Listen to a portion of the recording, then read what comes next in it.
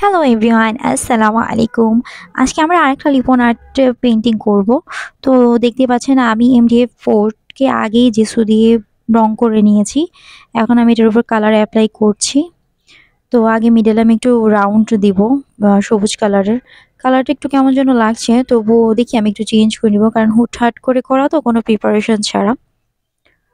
কারণ এটা আমার অর্ডারের না, এটা আমি আমার ইচ্ছে মতো করছি ঘর ডেকোরেশন করার জন্য। আর MDF বোর্ড এটার সাইজ হচ্ছে 12x12, 12 ইঞ্চি। শুধু একটা বোর্ড আমি 10 ইঞ্চির করেছি, বাকি সবগুলো হচ্ছে 12 ইঞ্চির। তো মিডলে আমি গ্রিন কালার দেওয়ার পরে আমি এখন একটু অন্য কালার দিচ্ছি। তো এখানে দেখতে পাচ্ছেন আমি আরেকটা একটু মিক্সড কালার দেওয়ার চেষ্টা করছি। সো এখানে পেস্ট কালারটা দিচ্ছি আমি। তো এইভাবে আমি জাস্ট রাউন্ড করে আগে কালারটা করে নেব, পরে আমি টেক্সচারটা ইউজ করব। হ্যাঁ, এটা আমি ক্লে ইউজ করছি না, আমি টেক্সচার দিয়ে আমার MDF বোর্ডগুলো করব।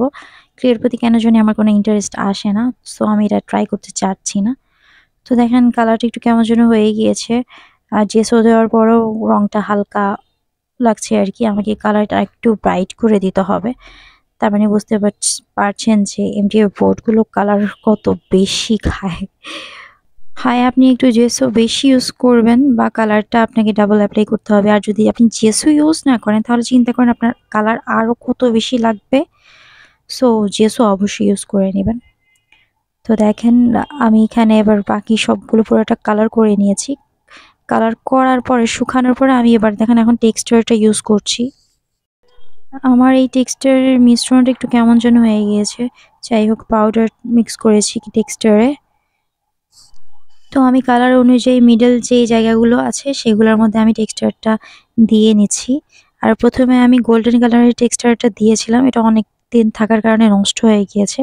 সো আমি সেটাকে বাদ দিয়ে এবার সিলভার কালারের যে টেক্সচারটা করেছিলাম সেটা দিয়ে করেছি।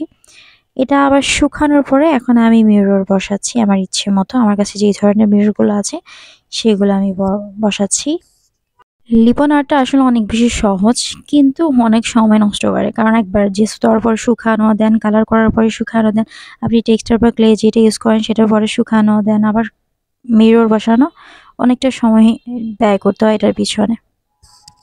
টেক্সচারটা একটু কম মনে হচ্ছিল, সেজন্য আমি এটার উপরে আরেকবার টেক্সচার দিয়ে এটাকে একটু অন্যরকম সুন্দর করার চেষ্টা করছি। ফাঁকা ফাঁকা লাগছিল।